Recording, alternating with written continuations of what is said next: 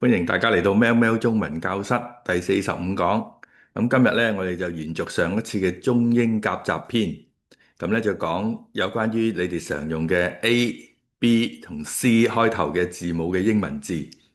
咁啊，例如大家成日都講啦，afford 唔起啊，afford 唔到啊，anyway 啊嚇。如果你大家睇呢個松仔或者係趙博咧，佢哋次次都講 anyway 咧乜乜乜咁樣。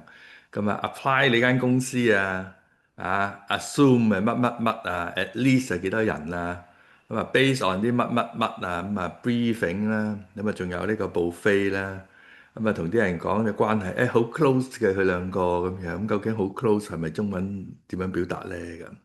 咁啊，casual 啦casual wear 啦，好多 concern 喎咁樣，咁究竟呢啲字係咪都好難翻譯咧？afford 呢個字咧，咁通常咧就係講緊 afford 唔到啊，咁即係其實多數都係講金錢上咧，或者能力上啦，或者資源上啦咁。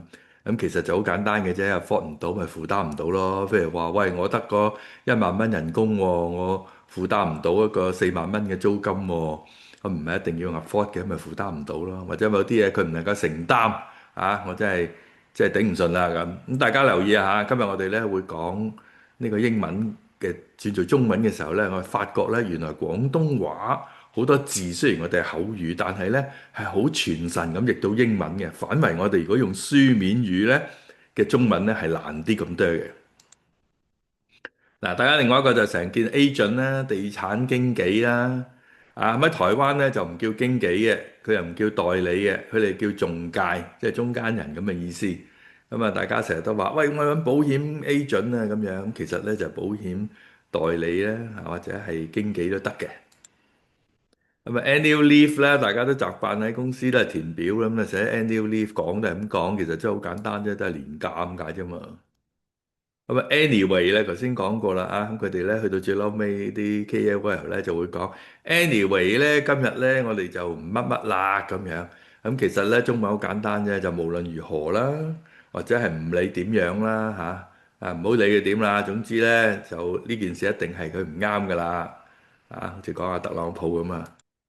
咁咧就 apply 啦，大家都好似用到中文啦，apply 呢間公司apply 呢個獎學金咁樣，咁其實咧就係申請咯。咁喺啲唔同嘅情況咧，可能就會講呢個條款咧喺呢個情況之下咧就會適用啦。咁所以咧就係話，喂，呢啲terms and conditions will apply in this situation 咁樣啦。咁或者係可以運用啦我哋運用一啲手段啦。咁application form 咁啊申請書咯，不過大家都唔講㗎啦，攞張 form 攞張 application form 啦咁，呢個就係即係懶咧，簡單啲講，即係費事諗中文，咁求其用個英文講咗就算數。咁當然啦，正常溝通冇嘢嘅，不過如果萬一有一次人哋係需要你用精準或者係純中文嘅表達嘅時候咧，你就可能咧就搞到好瀨氣啦。咁assessment 啦年尾嘅時候咧，我哋就要做一個 assessment 啦，睇下你嘅表現如何啦。咁 assessment 係咩咧？或者喺醫生嗰度評估下個細路仔啦，咁所以就評估或者考核都可以嘅。咁at least 咁大家都好常用噶啦。咁其實就係話起碼at least 你俾30萬我先至同意，咁最起碼啦，或者係最少啦，或者至少係幾多啦咁。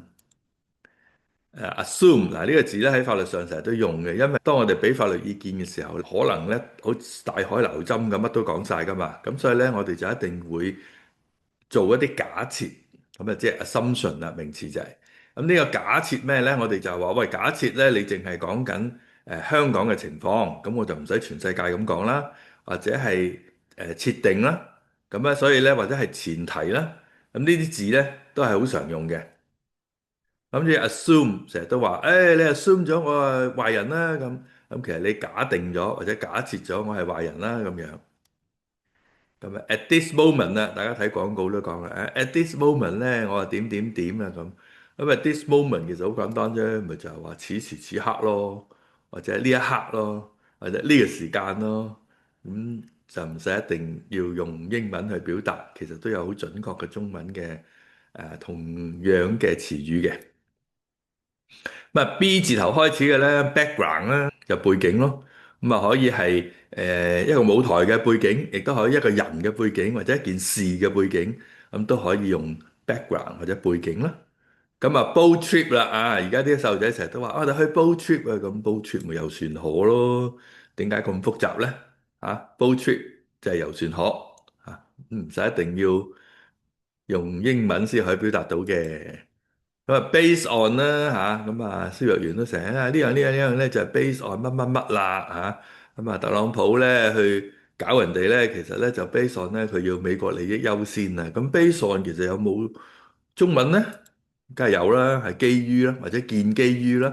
啊，佢所講呢啲所有嘢咧，都係建基於一啲冇事實根據嘅資料或者數據啊。咁啊，建基於或者基於啦。咁啊，basement 啦，咪地牢咯。啊，buffet 呢個字呢，就係法文啦，但係呢，大家喺香港同台灣呢係好唔一樣嘅。我哋香港呢，就譯做自助餐，但係呢，喺台灣呢嘅自助餐就唔係咁嘅意思嘅。台灣嘅自助餐呢，就好似我哋嗰啲兩餸飯嗰啲餐廳咁，就擺晒一盤盤出嚟，就叫你自己夾，所以叫自助餐。咁但係食嘅嘢呢，就係講十幾廿盤嘢嘅啫。如果講緊我哋香港嘅自助餐啊，即係去酒店食嗰啲琳琅滿目啊，好多啊，又熱葷又冷盤又魚生嗰啲呢，喺台灣呢叫做吃到飽。咁所以咧，大家就千祈唔好搞錯，因為以前咧真係有香港人嚟到台灣，有人問佢想食咩啊，我食自助餐，咁嗰啲台灣人咧就帶咗去嗰啲即係幾廿蚊就可以就任你食嗰種，就係嗰啲好簡單嘅菜式，只不過係任你自己夾嘅意思。咁所以如果嚟台灣咧，你話要食香港酒店式嘅自助餐咧，你就記住我要食吃到飽，咁就係我哋所講嘅香港嘅 buffet 啦。咁啊呢個咧就係 barbecue 啦，或者我哋叫 BBQ 啦。咁而家好多人咧都好似講親都話 BBQ 啊咁樣，其實咧中文咪叫燒嘢食咯，我哋廣東話咁啊書面語就燒烤會咯。咁啊 briefing 呢個字咧又好有趣嘅。咁啊 briefing 呢個字咧其實有就係簡單啲講，brief 咧就係簡單啊嘛。咁所以 briefing 咧其實就係簡報。即係我就俾個簡單嘅報告啦，或者個簡單嘅介紹都可以嘅。咁啊，完咗一個活動咧，咁通常佢哋會有 debrief。開始嘅時候咧，就係 briefing 啦，話俾你聽，我哋啲活動點做啊，點玩啊，規則係點啊。debrief 咧就係喂完咗咯喎，咁我哋今日做成點啊？咁大家有個總結咧，即係話咧喺完咗之後，我哋嚟一個總結，然後先至結束呢個活動。標我啦，咁其實標咧就係帳單啦，咁咪出單俾我咯，簡單啲講。咁啊律師又成日都話，喂出標啊，其實就係出單咯，發多一張單俾我。Brunch、breakfast 早餐同埋 lunch 午餐嘅合拼字啦，所以 brunch 咧喺台灣好簡單，直譯就係早午餐嚇。香港人咧唔會講嘅，香港人個個都講，誒我哋去食 brunch 啊點點點。咁其實早午餐就即係需要就可以咁講咯。bubble 紙啊，呢個真係好有趣啊！呢張紙咧，全部充滿呢啲波波啦咁啊，通常都係愛嚟避震嘅唔好啲嘢打爛玻璃啊器皿啊咁樣。咁通常譯做咧就係泡泡紙啊咁，但係香港人都係叫 bubble 紙噶啦，好似變咗中文用噶啦。嗱 case 咧呢個咧就係大家講，誒呢啲社工話我個 case 係點啊？警察話喂我個 case 係查唔到啊，唔係 case 就係個案咯。咁好多香港人都中意講嘅，我唔 care 啊，佢唔 care 我嘅，我亦都唔 care 你啊，我唔 care 你點諗啊。咁其實唔 care 廣東話咪唔理咯，唔關我事咯，或者係漠不關心咯。我唔理啊，我話知佢啊。咁所以咧唔 care 呢個字咧，其實都有啲譯嘅，咁啊就係唔理、唔關心、唔關我事。casual 呢個字咧就係難譯啲嘅，呢個都同意嘅。咁就係休閒啦。咁好多時啲人話：喂，呢間餐廳衣着咧入嚟食嘢咧就要 smart casual，或者係呢一個宴會係要 smart casual。呢個係比較難翻譯嘅。咁時尚休閒好似好奇怪咁樣。咁因為呢個咧係喺西方社會裏邊咧，smart casual 咧都有一個特定嘅定義喺度嘅。咁即係話咧，嗱，你唔需要隆重啊，唔需要打呔啊，唔需要着西裝啊咁，但係你又唔好咁樣著條短褲啊、懶佬鞋啊咁樣咁你就要可能着翻啲輕鬆啲，但係咧都係得體嘅。咁啊 smart casual 咧，所以咧直用嘅時候咧，可能用英文咧係會比較準確啲嘅。哇！呢個字好笑啦，話人哋好 cheap 啊！啊，好 cheap 啦，好多個意思喎。嗱，有好幾個，第一個咧話人哋即係講嘢好低俗啦嚇，即係品味嘅 cheap 就係低俗啦。咁啊，或者係一個人咧品行咧，話啲人咧好 cheap 咧，好賤格啦，我哋廣東話叫。咁啊，或者係講金錢上咧，就話呢個人咧好孤寒啦。嗱，我哋廣東話譯咧孤寒咧好，做得我哋唔寫啦，寫我哋寫吝嗇啦嚇，好 cheap 啊！哇，用埋咗啲咁嘅渣嘢咧，其實咧即係劣質嚇，因為我哋廣東話叫渣嘢啦。咁所以 cheap 呢個字咧就可以喺唔同嘅語境裏邊咧就有好多唔同嘅代表嘅。咁大體嚟講咧都係講質素啦、品味啦，或者係金錢上啦。咁咧就係好 cheap 好 cheap。咁究竟有冇準確嘅中文用詞咧？有。咁啊啲人咧就 client 啦，就係客戶啦。我又唔係好明㗎，啲人咧我哋有個麻雀腳啊，同佢打麻雀嘅時候，我陣間要翻 office 嗰度見我個 client 啊，咁點解唔可以翻公司去見佢個客咧？要講 client，好似覺得高級啲咁樣樣啊。咁啊 challenging 啦，啲人話 challenge 啦，你 challenge 我話咁樣，咁其實 challenging 就係挑戰性啦，challenge 就係挑戰啦，即係人哋講一啲嘢你唔同意，你咪去反駁佢咯。咁佢就話：哇，你 challenge 我啊，而家咁樣。嗱，好 close 啦，咁其實啲人成日都話，佢兩個係好 close 嘅，所以咧佢哋如果一個唔開心咧，另外一個咧都會好唔開心㗎咁樣。咁 close 其實就係親密啦，或者係關係密切啦。